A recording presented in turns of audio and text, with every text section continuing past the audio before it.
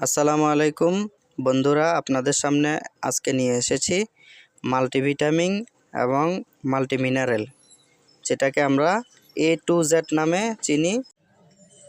আজকে জানব এর উপাদান, রোগ নির্দেশনা, প্রয়োগ ও মাত্রাবিধি, পার্শ্ব প্রতিক্রিয়া, গর্ভাবস্থায় ও স্তন্যদানকালে ব্যবহার করা যাবে কিনা। রোগ নির্দেশনা: ভিটামিন ও খনিজ অভাবজনিত রোগের চিকিৎসায় এবং তীব্র দীর্ঘস্থায়ী রোগ সংক্রমণ সমূহতে গর্ভাবস্থায় ও স্তন্যদানকারী মহিলা অ্যান্টিবায়োটিকের দ্বারা চিকিৎসা রোগ মুক্তির পরবর্তী সময় এটি ব্যবহার করা যেতে পারে। গ্রহণ ও মাত্রাবিধি: প্রাপ্তবয়স্ক এবং 15 বছরের বেশি বয়সের বাচ্চাদের জন্য প্রতিদিন 1টি করে ট্যাবলেট, আর এর বেশি যদি বয়স হয় অর্থাৎ প্রাপ্তবয়স্ক যদি হয় তাহলে দিনে 1টি করে খেতে পারবে, 2টি খাওয়ার কোনো সুযোগ নেই।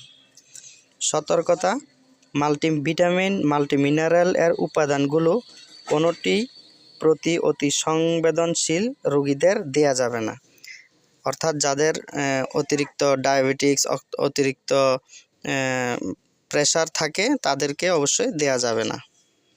পার্শ্ব প্রতিক্রিয়া হলো সুনির্দিষ্ট ভিটামিন ও খনিজ পদার্থের পার্শ্ব প্রতিক্রিয়া হতে পারে। এটি গর্ভাবস্থায় প্রথম 3 মাস না খাওয়াই ভালো, তবে যদিও ডাক্তার দেন তাহলে খেতে পারবেন। এটা গর্ভাবস্থায় বাকি যে সময়টুকু থাকে অর্থাৎ প্রথম 3 মাসের পরবর্তী সময় একেবারে অনায়াসে খাওয়া যেতে পারে, কারণ এটা বাচ্চার গ্রোথে অবশ্যই উন্নতি হবে।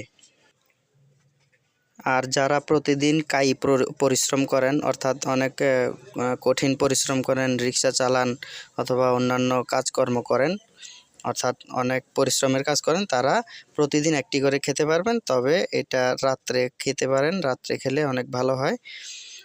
এই ঠিক আছে বন্ধুরা, আমার জন্য দোয়া করবেন, আর পরবর্তী ভিডিও দেখার জন্য অবশ্যই আমার চ্যানেলটি লাইক, কমেন্ট, শেয়ার ও এবং সাবস্ক্রাইব করে দিবেন।